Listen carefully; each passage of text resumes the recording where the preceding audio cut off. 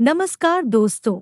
इस वीडियो में हम डिस्कस करेंगे कि स्टैमलो डी टैबलेट का उपयोग किन कंडीशंस में किया जाता है, स्टैमलो डी टैबलेट को कैसे लेना चाहिए और स्टैमलो डी टैबलेट की वजह से क्या साइड इफ़ेक्ट्स हो सकते हैं। और यह भी डिस्कस करेंगे कि स्टैमलो डी टैबलेट को लेते समय क्या-क्या सावधानियां रखनी चाहिए और यह भी जानेंगे कि स्टैमलो डी टैबलेट को कितने दिन तक लेना होता है। स्टैमलो डी एक ब्रांड नेम है। स्टैमलो डी टैबलेट के अंदर दो दवाओं का कॉम्बिनेशन होता है। स्टैमलो डी टैबलेट के अंदर सॉल्ट कंपोजिशन एम्लोडिपिन और हाइड्रोक्लोरोथाइजाइड होता है। स्टैमलो डी टैबलेट का उपयोग हाइपरटेंशन होने पर किया जाता है, यानी जिन व्यक्तियों का ब्लड प्रेशर अधिक रहता है उन व्यक्तियों में ब्लड प्रेशर को कम करने के लिए स्टैमलो डी टैबलेट का उपयोग किया जाता है। स्टैमलो डी टैबलेट के अंदर हाइड्रोक्लोरोथाइजाइड मौजूद होता है। हाइड्रोक्लोरोथाइजाइड को लेने के बाद पेशाब अधिक आता है।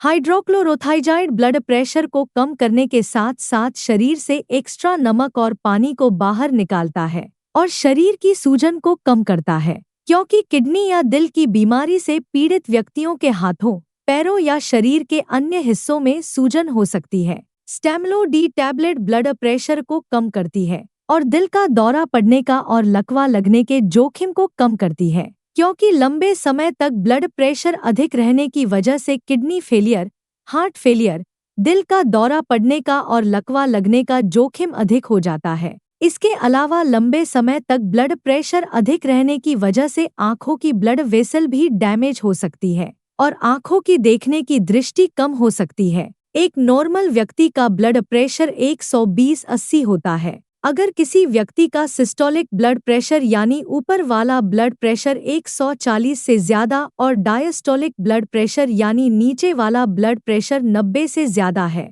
तो हम कह सकते हैं कि उस व्यक्ति का ब्लड प्रेशर ज्यादा है। डॉक्टर स्टैमलो डी टैबलेट को लेने की सलाह तभी देते हैं जब किसी व्यक्ति का ब्लड प्रेशर किसी एक दवा से नियंत्रण में न हो रहा हो। दोस्तों, अगर आपको वीडियो पसंद आ रहा है तो कृपया वीडियो को लाइक करना व चैनल को सब्सक्राइब करना न भूलें। साइड इफ़ेक्ट्स की बात करें तो वैसे तो ज़्यादातर व्यक्तियों में स्टैमलो डी टैबलेट की वजह से कोई साइड इफ़ेक्ट्स नहीं होते हैं, लेकिन कुछ परसेंट व्यक्तियों में स्टैमलो डी टैबलेट की वजह से कुछ साइड इफ़ेक्ट्स हो सकते हैं। स्टैमलो डी टैबलेट की वजह से पेशाब अधिक आ सकता है। स्टैमलो डी टैबलेट की वजह से पेशाब का अधिक आना एक सामान्य साइड इफ़ेक्ट्स है। वैसे तो ज्यादातर व्यक्तियों में स्टैमलो डी टैबलेट की वजह से कोई सीरियस साइड इफ़ेक्ट्स नहीं होते हैं, लेकिन कुछ परसेंट व्यक्तियों में स्टैमलो डी टैबलेट की वजह से चक्कर आ सकते हैं, सिर दर्द हो सकता है,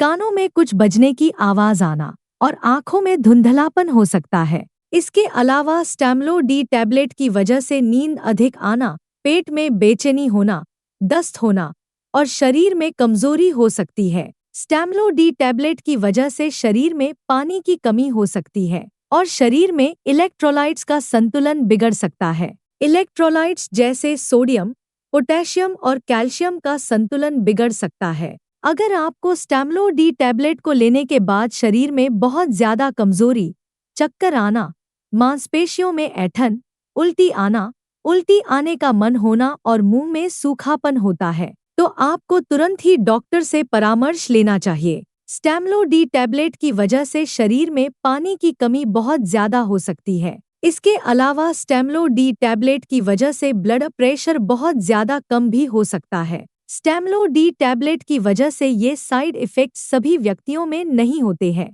केवल कुछ परसेंट व्यक्तियों में इन साइड इफ़ेक्ट्स को नोटिस किया गया है। अब हम डिस्कस करेंगे कि स्टैमलो डी टैबलेट को कैसे लेना रिकमेंडेड होता है। स्टैमलो डी टैबलेट को खाना खाने से पहले भी लिया जा सकता है और खाना खाने के बाद भी लिया जा सकता है। आमतौर पर 18 साल से अधिक उम्र के ज्यादातर व्यक्तियों को डॉक्टर स्टैमलो डी टैबलेट को दिन में एक ही बार और सुबह के समय लेने की सलाह देते हैं। स्टैमलो डी टैबलेट की डोज, उम्र, शरीर के वजन और बीमारी की गंभीरता के आधार पर कुछ व्यक्तियों में इससे अलग भी हो सकती है, इसलिए आपको स्टैमलो डी टैबलेट को आपके डॉक्टर द्वारा बताई गई डोज में ही लेना चाहिए। दोस्तों, कृपया वीडियो को लाइक करना व चैनल को सब्सक्राइब करना न भूलें। अब हम डिस्कस करेंगे कि स्टैमलो डी टैबलेट को कितने समय तक लेना होता है। ज्यादातर व्यक्तियों को ब्लड प्रेशर की दवा को जीवन भर लेना पड़ता है। हालांकि कुछ मामलों में खानपान,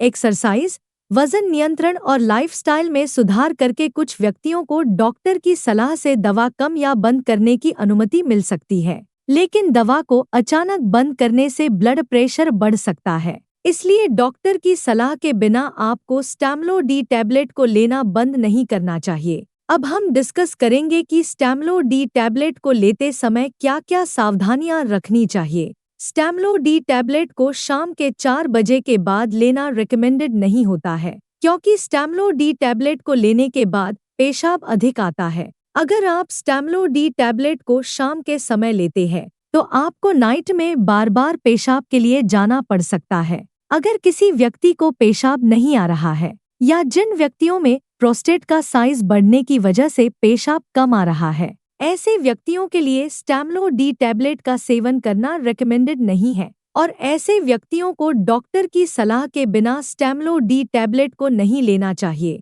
स्टैमलो डी टैबलेट के साथ दर्द कम करने की दवाइयां जैसे एसिक्लोफिनेक, डाइक्लोफिनेक या आइबुप्रोफेन आदि दवाओं का सेवन स्टैमलो डी टैबलेट के साथ नहीं करना चाहिए, क्योंकि स्टैमलो डी टैबलेट के साथ इन दवाओं को लेने से स्टैमलो डी टैबलेट की प्रभावशीलता कम हो सकती है और इसके अलावा किडनी डैमेज होने का भी जोखिम अधिक हो जाता है। लिवर या किडनी की कोई बीमारी होने पर स्टैमलो डी टैबलेट को बहुत ही सावधानी से दिया जाता है, इसलिए लिवर या किडनी की बीमारी से पीड़ित व्यक्तियों में लिवर और किडनी की कार्यप्रणाली को मॉनिटर करते रहना चाहिए। ब्लड प्रेशर को अच्छी तरह से नियंत्रण में करने के लिए आपको स्टैमलो डी टैबलेट के साथ साथ नमक का सेवन कम करना चाहिए, स्मोकिंग नहीं करनी चाहिए और अगर आपके शरीर का वजन ज्यादा है तो शरीर के वजन को कम करना चाहिए। इसके अलावा ब्लड प्रेशर को अच्छी तरह से नियंत्रण में लाने के लिए आपको रेगुलर एक्सरसाइज करनी चाहिए। प्रेग्नेंट महिलाओं और स्तनपान करा रही महिलाओं के लिए स्टैमलो डी टैबलेट का सेवन करना सुरक्षित व रिकमेंडेड नहीं है। स्टैमलो डी टैबलेट मां के गर्भ में पल रहे बच्चे को नुकसान पहुंचा सकती है और स्तनपान करा रही महिलाओं में स्टैमलो डी टैबलेट मां के दूध के जरिए बच्चे तक पहुंच सकती है और दूध पीने वाले बच्चे में साइड इफेक्ट्स पैदा कर सकती है। इसलिए प्रेग्नेंट महिलाओं और स्तनपान करा रही महिलाओं को स्टैमलो डी टैबलेट को डॉक्टर की सलाह के बिना नहीं लेना चाहिए। वीडियो को देखने के लिए आपका धन्यवाद। अगर आपको वीडियो पसंद आया तो प्लीज वीडियो को लाइक कर देना, चैनल को सब्सक्राइब कर लेना और अगर आपका स्टैमलो डी टैबलेट से संबंधित कोई प्रश्न है तो आप कमेंट करके पूछ सकते हैं।